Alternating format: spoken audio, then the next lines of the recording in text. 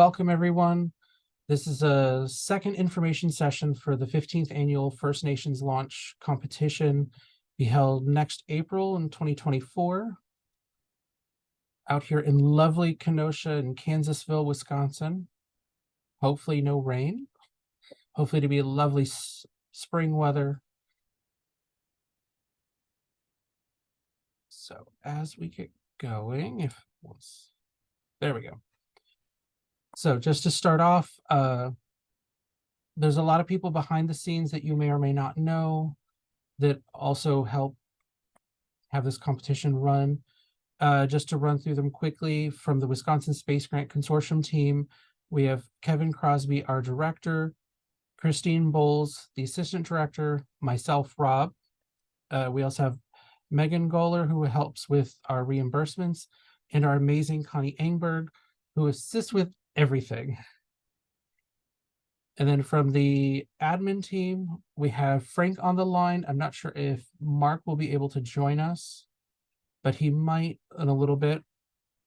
And then Bob Justice, he generally will be helping the launch weekend. And then from NASA, Wendy and Teresa, just as an update, Wendy, her last day with the team is, I believe, tomorrow. So it'll mainly just be Teresa from here forward. So in case any of you don't know, what is First Nations Launch? In case you're new to the competition, just got our information from either an email blast or one of our random mailings.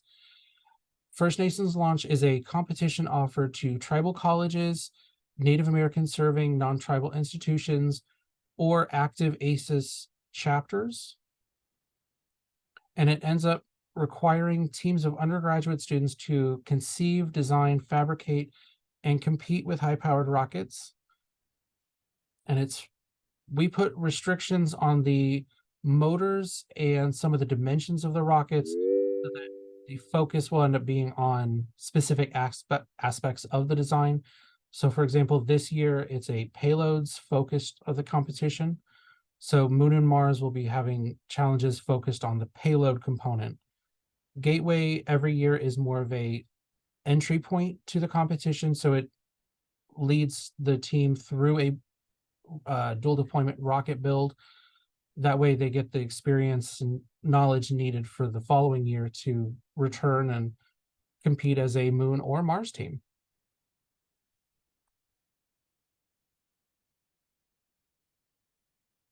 So to help with that, we have a little video. Hopefully the volume isn't too bad for everyone.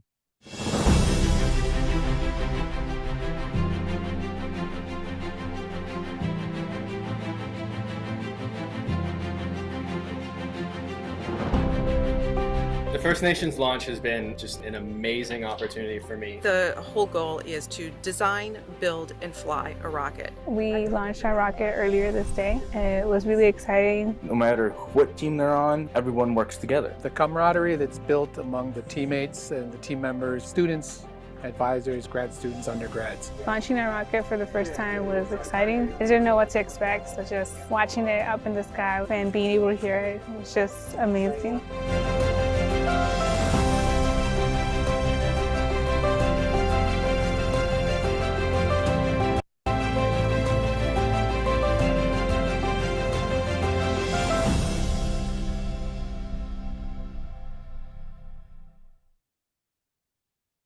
So as you guys saw in there, that last logo of the A, that is representative of NASA Artemis Student Challenge.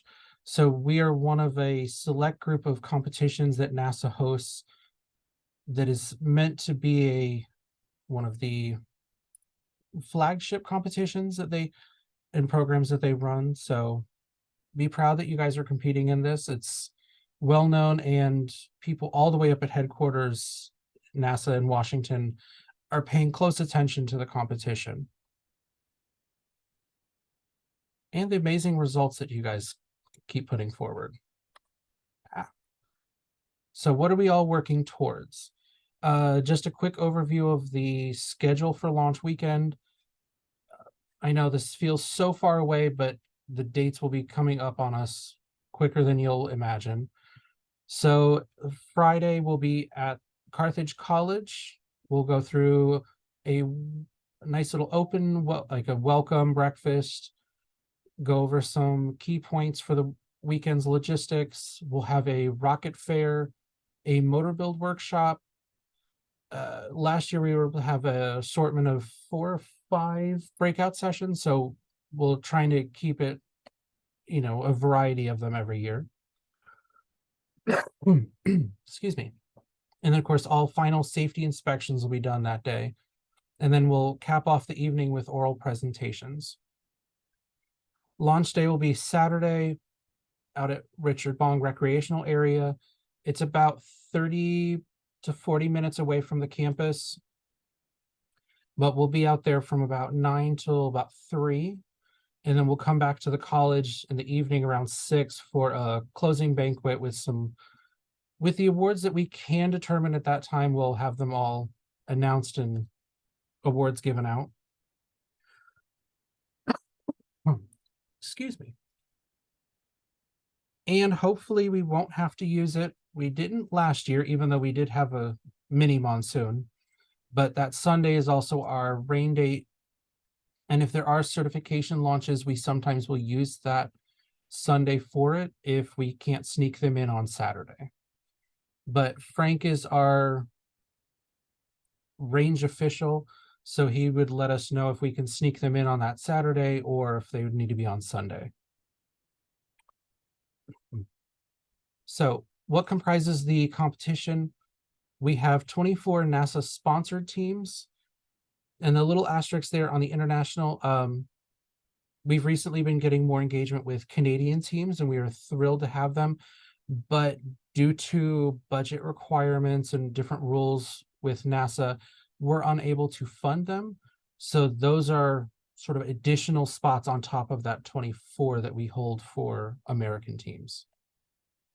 Generally, teams will include 4 to 6 members. We've had teams come that were smaller. We've had teams that were much larger, but 4 to 6 seems to be about a nice sweet spot to ensure that everyone has a good engagement on the team, and you don't have too many people just sitting there sort of as wallflowers, just paying attention, just watching and not really engaging with the build itself.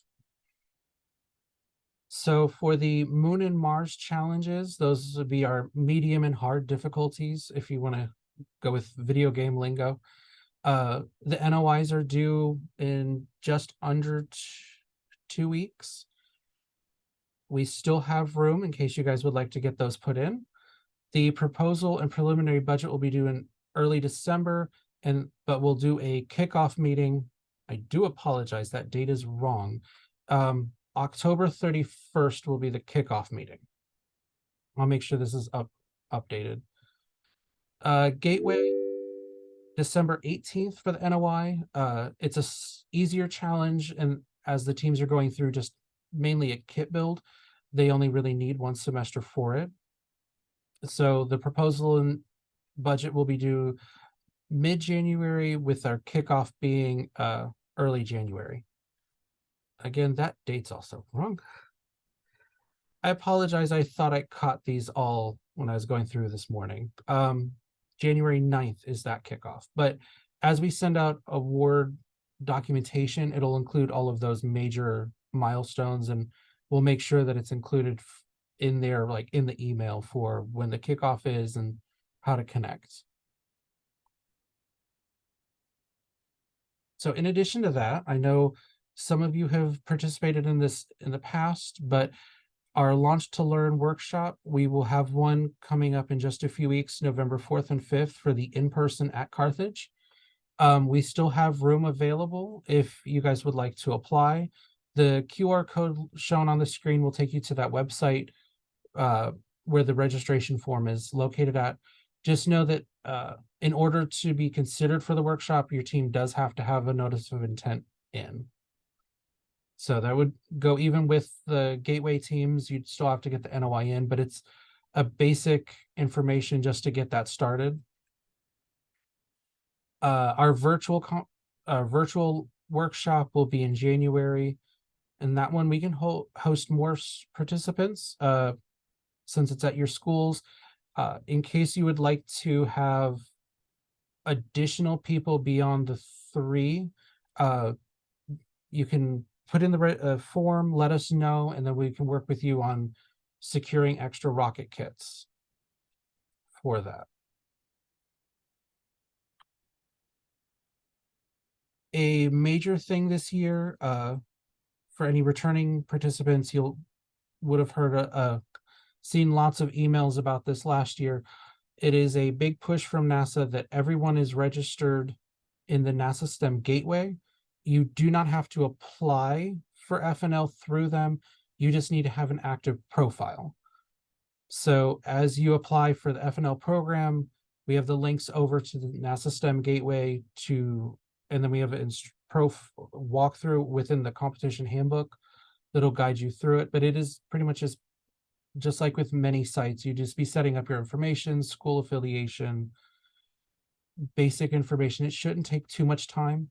But as you create your FNL application, we ask you to provide us the email address that you use to create your profile, just so we can connect the belly buttons correctly behind the scenes.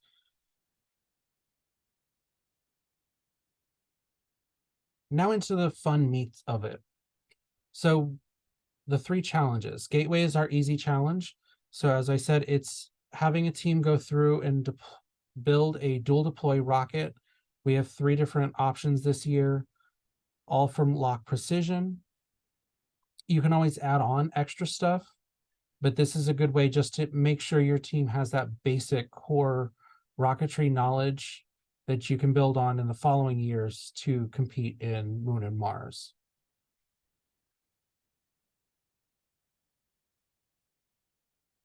So, just a little extra, make sure you include the eBay module and the motor adapter, because it's not always included in the kits. And then we have motors pre-selected for each kit that the teams can select from for whatever flight profile they're aiming to meet. The Moon Challenge, so as this one is our medium challenge, it is going to be a static payload as opposed to our Mars. So it is going to be a payload that can separate and will land on its own safely, but with still retractable. Think of it as like creating a lunar lander kind of thing. So it'll pop out of the rocket, the legs will deploy, and then you'll have a nice safe recovery, fingers crossed. Mars is going to be a bit more exotic. We are going to have you guys retrofit a drone to make sure that it fits 16 by 16 square when the wings are out. And the drone will have to descend under its own parachute until you reach 400 feet above ground level. And then the drone will activate, and then you would have to pilot it back to the designated landing area. So a bit more of a challenge, but it should be doable. We wouldn't pose a challenge that your teams would not be able to meet. It's just going to be a little bit more fun to see what solutions you guys create for this. So Moon and Mars projects are mainly judged on their written design reports, the presentations that you'll be giving throughout. So there's multiple milestones, as you see right there: proposal, PDR, CDR, FRR. So preliminary design review, critical design review, flight readiness review, and then PLAR is post-launch. Oh goodness, Mark would be so disappointed. I forgot.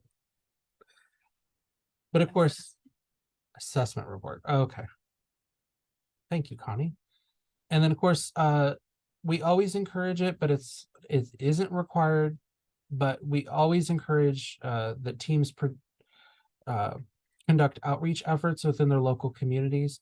And in doing so, you'd be able to earn bonus points on top of the points that you'd see as earning from your, the reports and flight.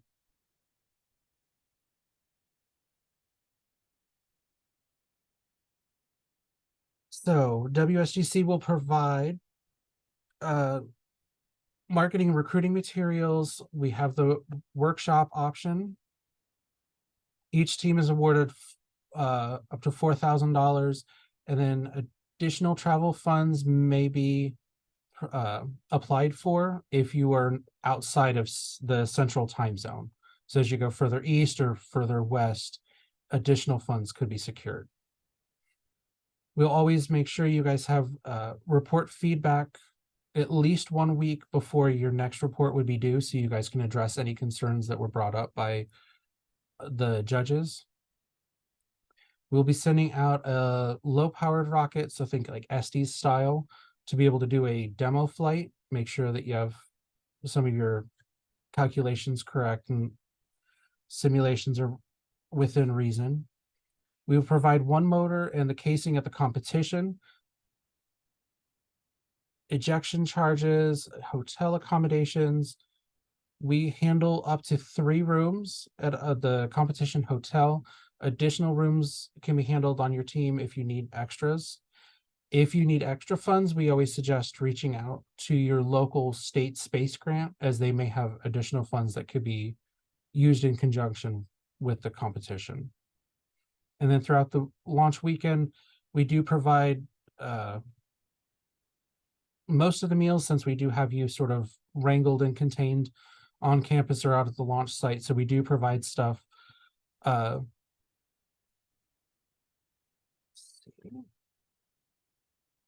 then this is going back to the score, like the point totals that I was mentioning just a little bit ago with the being able to get bonus points. So it's out of 100 points, and then you can get up to 10 points bonus for the outreach. And of course, big thing to note, the due dates for all of the milestones, those are always on Mondays. So then if you're late turning them in, so 20% off if you're Tuesday, Wednesday would be 40% off, and so on. So just to help encourage, it's always going to be on a Monday that those are due.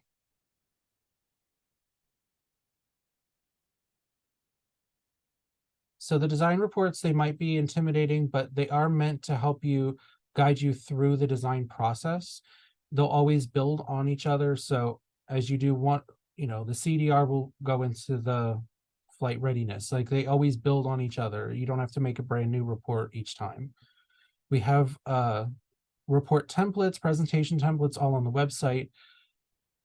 It may seem like a lot, but it is, it is doable. And remember, the presentations, when you give them, the judges and the admin team, we all want you to succeed. We're not here to critique you too much to the point that you want to drop out. It's just to make sure that you have the best rocket that you can design, or the best payload. So it's just to help you think of any points or aspects that you might have missed in the, during the process.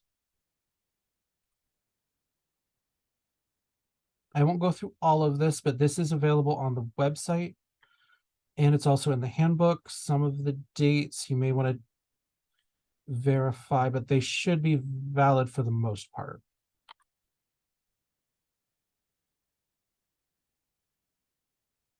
But so much. And then to any new advisors, we can always, we know it can be intimidating and a confusing challenge, especially if you are new to rocketry yourself. I know Dr. Benally Thompson, he was a relatively new advisor, and he, went through our rocket workshop, and he's learned how to launch them himself as well. So always fun, right? So we can also help with coming up with outreach ideas. NASA has a wealth of activities that are available online that are try to be low cost, low impact for conducting them. We can also help with ensuring that your team is able to secure an active NAR or Tripoli rocketry mentor. So if you're having trouble finding one, we can help you locate some. And then, of course, there are next step opportunities beyond FNL. We directly feed into NASA Student Launch and NASA Rock On. But of course, anyone, any team is always willing and encouraged to participate in those outside of FNL directly.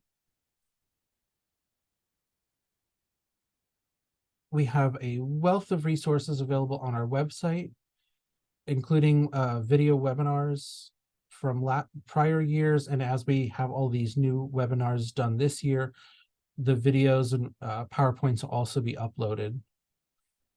Same as this information should be up in the next few days on the site in case you wanted to rewatch and go through the slides. I probably will go through the slides and update them before that gets posted though. So I know that's a lot of information to take in a short amount of time, but I would like to open it up to everyone. Questions?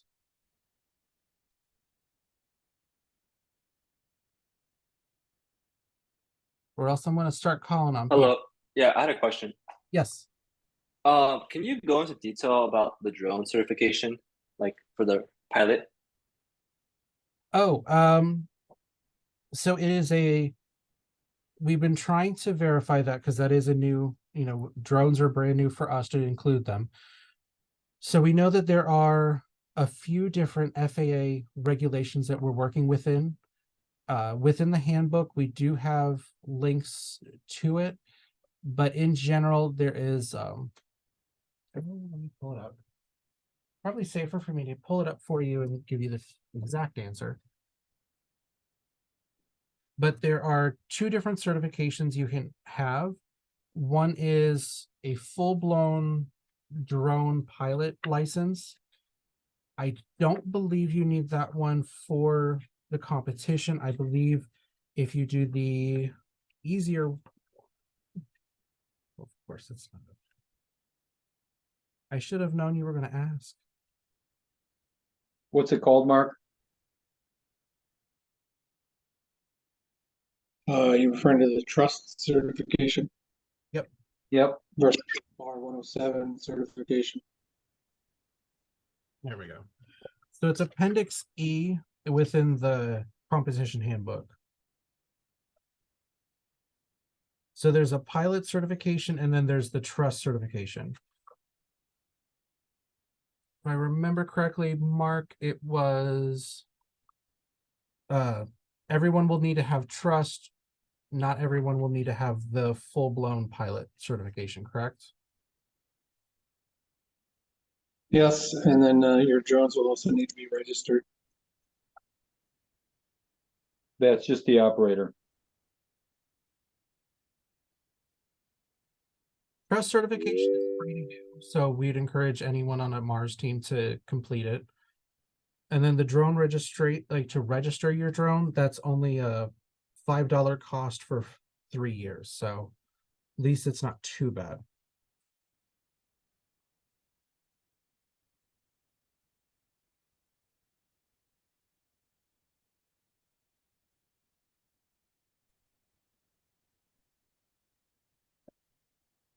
I just put that. But Fabian, did that answer, or do you have any others? Yeah, thank you so much. Sorry, I'm cooking food right now. Sorry. No worries. Yeah, I had another question though. Regarding the launch to learn, is there an online version? There is.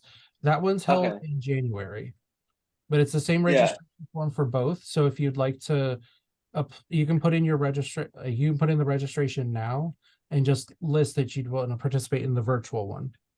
Yeah, I think I already applied, but just want to make sure. Okay. We can double check that. Thank you. I have a couple of questions. Mhm. Hello, Raposa from Hansisi. You have suggested rocket kits for the Gateway competition, but are there any suggested rocket kits for the Moon and Mars? Actually, this year we do not have them selected, and that's mainly due to the larger requirements for the rockets. We're estimating that they need to be in like the 6 to 8 inch range. Mars, it's pretty much guaranteed you'll need to be the 8 inch to fit your payload. And when you're getting kits in those sizes, the price starts getting really inexorbitant. So Mhm. we didn't want to directly select any because we would want to encourage teams to sort of price out and build their own rocket. Okay. So I think your rails can accommodate these wider rockets, right? Yes, they can. Okay. The other question I have is for the launch to learn. You guys had modified 38 millimeter based caliper ISPs. So again, is that available for this year as well too?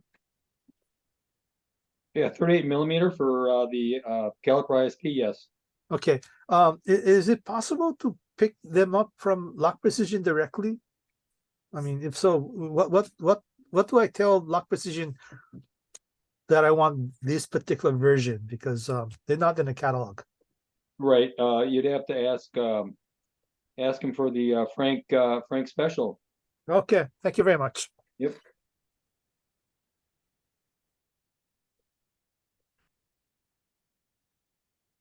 Hey, Helen, this is Brett Benali Thompson. I found calling these folks to be really helpful, like the suppliers, Yeah.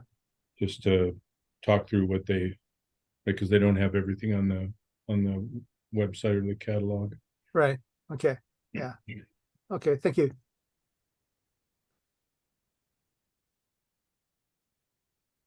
I have a question regarding the handbook. In the handbook for the moon challenge, it says that it must reach an apogee of 2,000 feet. Is that a minimum, or is that like it has to reach somewhere around 2,000 feet? I'm just curious because typically there's a window, but for the moon challenge, it was just. Go back to that slide, Rob. Say that one more time, please. I was just telling Rob to go back to that slide. Oh. And this is for the what challenge? The moon challenge? The moon challenge. It says on there, it says reach an apogee of 2,000 feet, not at least or no more than. So I was just wanting to clear that up. It's going to be no more than that 2,000 feet. Okay, that's what I needed to know. Thank you very much. Because we don't want you to lose your payload coming down. Want to make sure you see it. That's why the altitudes are a little lower this year, because we have to keep an eye on things. Because things kind of disappear after, 2,000 feet, 1,800 feet, depending on the weather conditions. And instead of it being a connected rocket where you have everything tied together, the payloads are like fully separate from. So it is an extra item to watch as we're having things descend. And just to be clear, we have like free range on our construction within reason, correct? For I guess it would be for Moon and Mars. Just as long as it meets the parameters of the a safe flight and with the person that's inspecting it. Okay, cool. I do have another. No odd rocks, please. Okay, I do have a question on the moon challenge on this slide. Does the payload need to send data back to our ground station? And if so, do we need to submit data to you guys for the competition?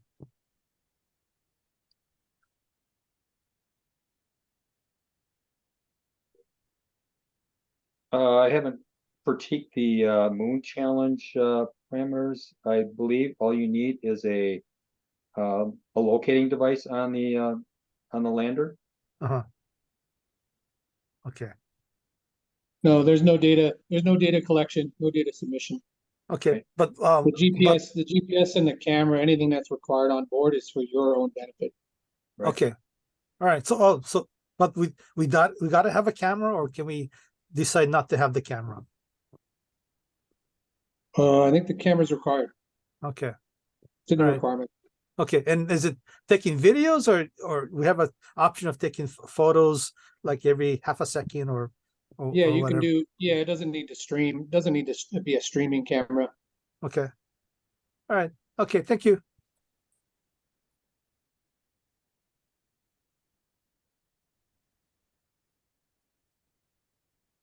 And one more question on the payload on um the module. So Rob, I appreciate you making it even has a little lunar module there, but the lunar module was piloted and it had its own propulsion system. So this is just under parachute, right? That's the only way it's being done. Uncontrolled descent, only controlled by the parachute. Okay, gotcha. Thank you. If you want to control it, then you can do the drone. No, thank you. Let's start flying one. Come on, Brett. I told the team I'd registered or put in the NOI for the Mars. You should have seen their faces.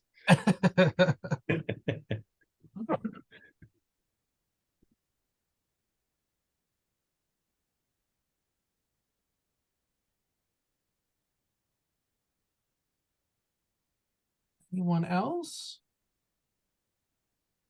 Oh, back to the moon challenge thing. Is there a weight requirement for the lander? Like or are we free to have its weigh so much? It must meet the criteria of 20 feet per second on a descent. No, the weight of the weight of the Yeah, there's a weight range. 1 to 3 Yes, pounds. 1 to 3 yes, there's a pounds. weight range. Okay. Right. It's in the handbook. All right. Thank you.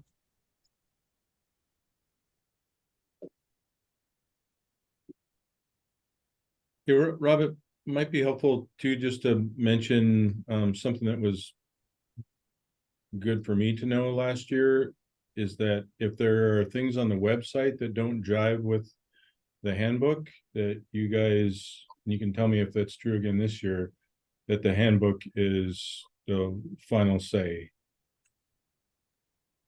Yes, that is the case. When in doubt, we default back to what does the handbook say. I would always ask, just if you find something, let me know. As I keep finding, there are more things that have been overlooked. Since we stare at them for too long, they start looking just fine.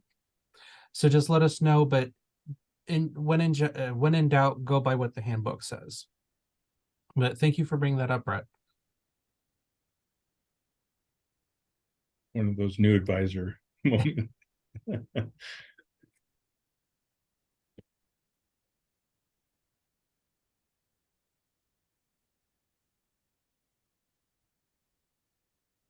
Gracie, Seth, Jennifer, Nick, Juliana, any questions? I don't have anything.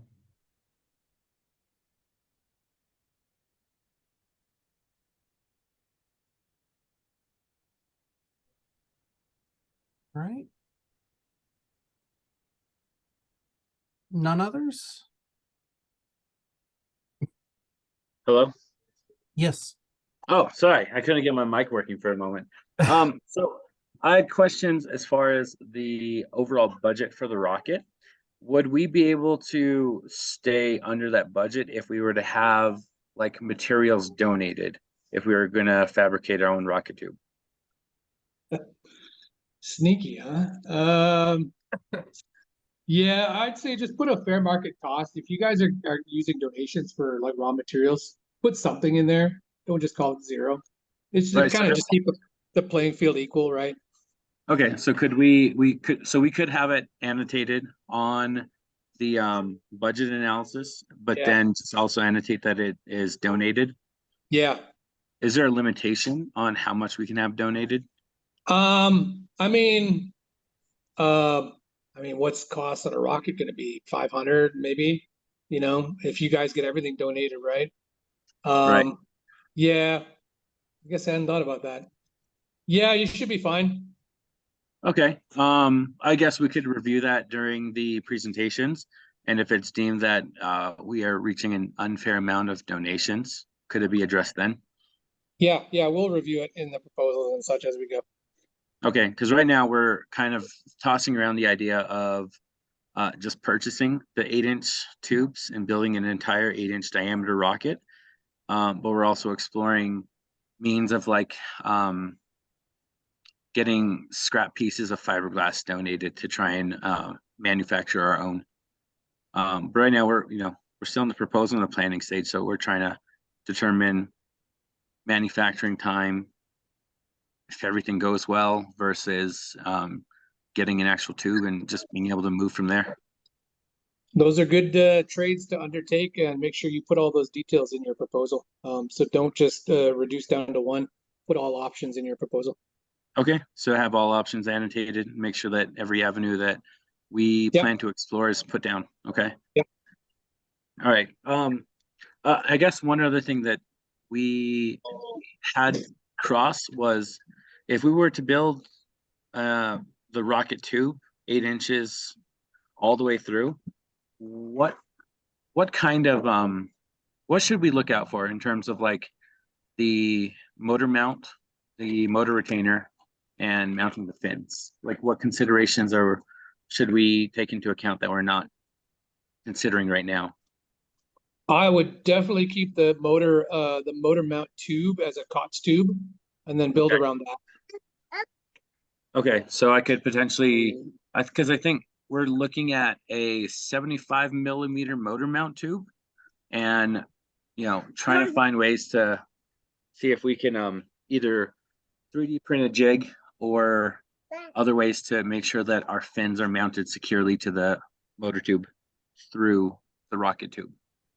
Yeah, I mean, there's bonding, typically it's a bonding method, but you could use also a fastening method. Okay.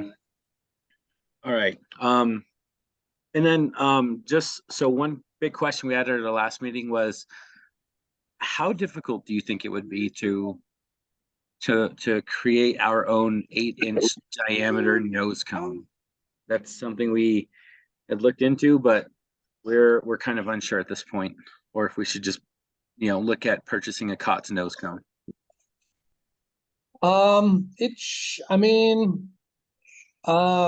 It's possible to build your own nose cone.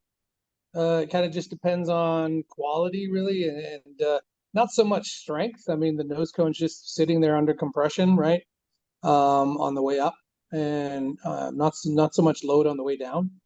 Right. But it just depends on quality. Depends on what your mandrels are. If you're using like a foam base and you're wrapping and removing those, or if you even use a COTS tube, you get a COTS nose cone, for example, and then just build a mandrel from the COTS nose cone. Oh, okay. Okay. And you could have a male mandrel and a female mandrel as well, right?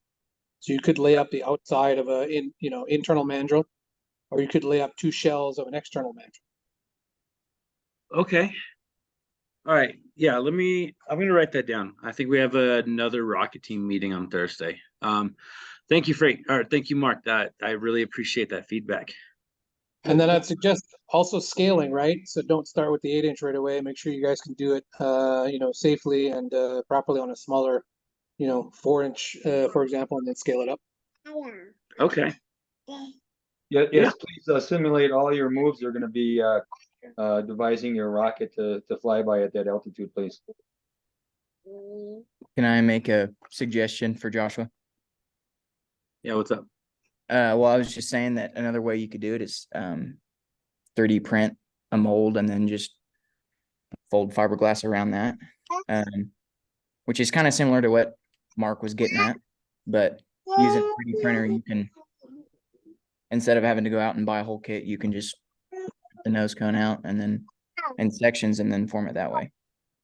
Okay. Yeah, I appreciate that. I think the thing that we debated about that was, how do we remove? Hey, I'm having. Thank you. Was what we had tossed around was how we're going to separate our 3D printed mold from the layup once it's cured. I think we had done that for a previous project. We ended up just destroying our 3D printed molds. Yeah, you could look at using just what's it called? What are they called? Like release tapes. So it's Release. basically a special release film that you put on the mandrel before you do your layups. And it should be allow your mandrels to break free without having to break the mandrel or the material. With a 3D print as well, you could use a what is it? It's that filler material that dissolves in water. It's water soluble. You could build your entire mandrel out of the water soluble material. Okay. Is that filament not cost effective, but is it economical if we have to factor that into our budgeting for manufacturing? Yeah, I can't answer that off the top of my head. Not for that Okay. size, especially, right? It depends, you'd have to get creative with like, are you building a solid? Like, is it a mesh? Is it a grid? For Ooh, wall yeah. thickness, things like that. So, Okay. All right. Yeah. No, this is all great feedback. I really appreciate it. I'm going to return this to our team and see what we decide to move forward with from here. We hope to get started on the proposal. I think right now we're still trying to find one more member to finalize our team. Right now it's just 2 people. Yeah, just look for different designs of nose cones. You don't have to have a conical one. You can have a round nose cone to make it simpler to manufacture too. Okay. All right. Round nose cone. All right. I appreciate all the feedback from everyone. This has been extremely helpful. And Joshua, did your team get an NOI in yet, or are you still working on? No, we plan on submitting that hopefully this Friday at our Rocket Team meeting. Right now there's only 2 group members, so I do hope to find at least one more person that is interested and wants to make the commitment to all the requirements. And what school were you with again? Northern Arizona University. Okay.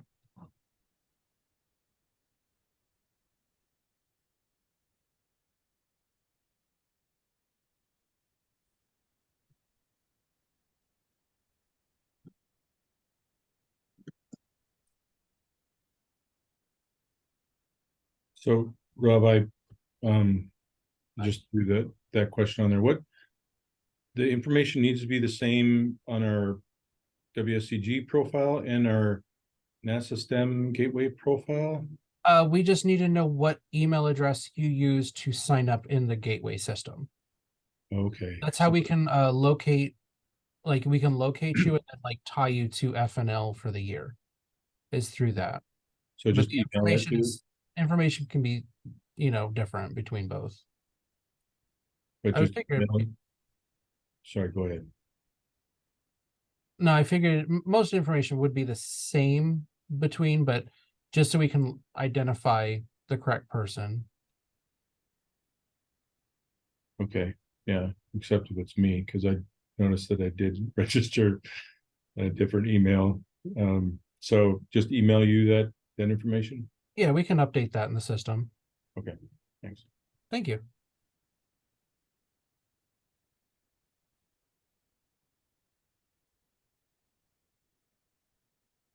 All right.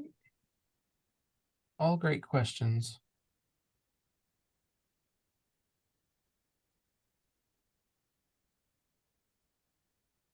Anything percolating up? Kendall or Mike, anything? Such a quiet group. They all had good questions though.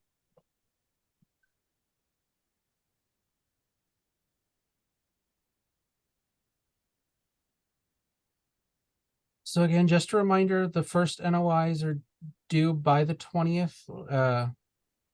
20th of this month. We also would recommend anyone that wants to participate in the Launch to Learn, get those in as soon as possible before we fill up.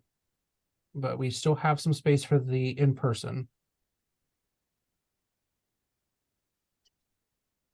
I do have another question about the handbook requirements. On the general vehicle requirements, it refers to having a minimum stability, static stability margin of 1. And I remember last year we had a range. Is there a limit? I mean, obviously, I'm not gonna want to push the boundary of the stability margin. That wouldn't be very right, but We usually go by 1 to 2 to 2.5.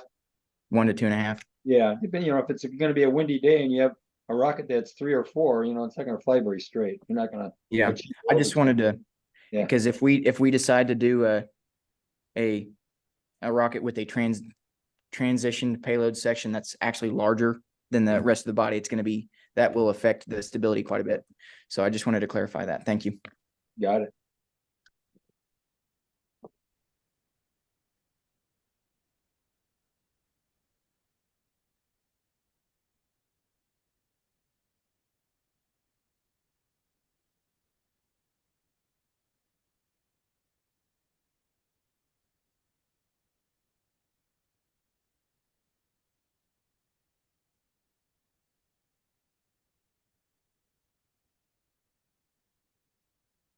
All right.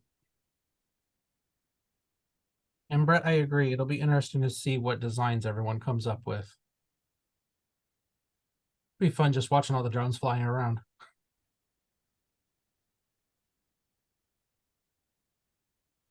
And hopefully we can kick off the day with Mark's drone if he brings it.